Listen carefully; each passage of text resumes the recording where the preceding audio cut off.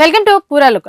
తెలంగాణ రాజకీయాల్లో మరో పరిణామం చోటు చేసుకుంది. బీఆర్ఎస్ పార్టీ నేత భద్రాద్రి కొత్తగూడెం జిల్లా పినపాక మాజీ ఎమ్మెల్యే రేగా కాంతారావుపై అత్యాచారం అలాగే లైంగిక వేధింపుల కేసు నమోదైంది.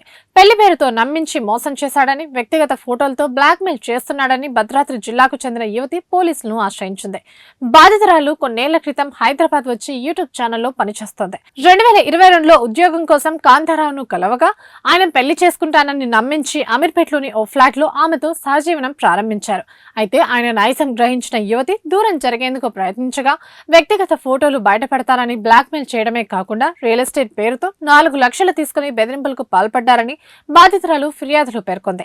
అంతేకాకుండా ఇటీవల తీవ్ర అనారోగ్యం అలాగే ఆరోగ్య ఇబ్బందుల్లో ఉన్న బాధితురాలకి రేగే అనుచరుల ద్వారా మార్చి నెలలో 8.5 లక్షల బదిలీ అయ్యాయని, కానీ ఆ తర్వాత రేగే కాంతారావే స్వయంగా షీటీను ఆశ్రయించి ఆ యువతి తనను డబ్బుల కోసం వేధిస్తుందని, ఆమె ఎవరు కూడా తనకు తెలియదని ఫిర్యాదు చేశారు.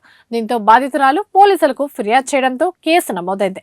అయితే ఈ ఎఫ్ఐఆర్ ను కొట్టేయాలని కోరుతూ రేగే కాంతారావు హైకోర్టులో క్వాష్ పిటిషన్ దాఖలు చేశారు.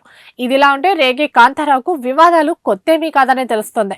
2009, 2018లో కాంగ్రెస్ నుంచి గెలిచి ఆ తర్వాత బీఆర్ఎస్ లో చేరిన ఆయన మనుగూరులోని కాంగ్రెస్ భవనాన్ని బీఆర్ఎస్ ఆఫీస్ గా మార్చి తీవ్ర వివాదానికి కారణమయ్యారు. అలాగే కంకరగూడెం, మనుగూరు ప్రాంతంలో సుమారు 70 ఎకరాల అటవీ భూములను కబ్జా చేసి బినామీ పట్టాలు ఇప్పించారనే ఆరోపణలు కూడా ఆయనపై ఉన్నాయి.